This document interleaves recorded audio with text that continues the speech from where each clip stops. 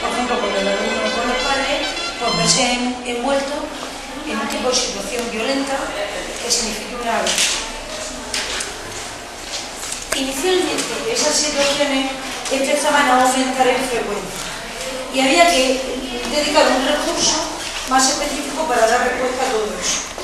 A partir de ahí, a partir de ese momento, surge lo que se ha denominado el protocolo de actuación para casos de denuncia, sobre todo de pasar de los equipos de orientación, que es donde yo estaba, concretamente como directora del equipo de Molina, si yo, no sé, tenía interés en participar en esto.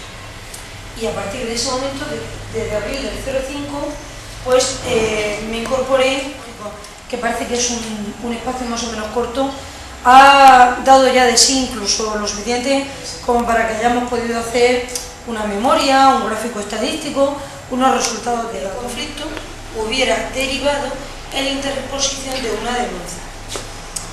Os tengo que decir que, por suerte, una gran cantidad de situaciones de conflicto se resuelven con la mediación de los propios implicados, de los equipos que nos ponen a nosotros los docentes, sino los que nosotros ponemos.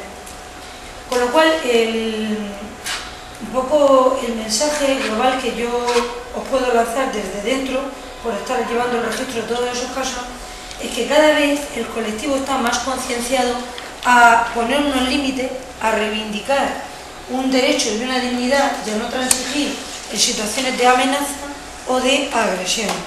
Llevadas las cosas a un extremo, cuando no se ha podido solventar de una manera, digamos, más dialogante o más pacífica. Todo eso de salir de la imprenta, del último folleto explicativo de la póliza de responsabilidad civil, explicaros un poquito más con detalle a qué me dedico yo y, lógicamente, dentro de ese marco general habrá que incluir de una manera más particular la situación más concreta del suceso particular. Distintas subáreas, tal vez a lo mejor os interese emplazar a un momento posterior a otras parcelas del servicio. Yo puedo dar explicaciones generales de otras, ¿no? Vamos a ver si podemos, por lo menos, disponer de la información de primera mano.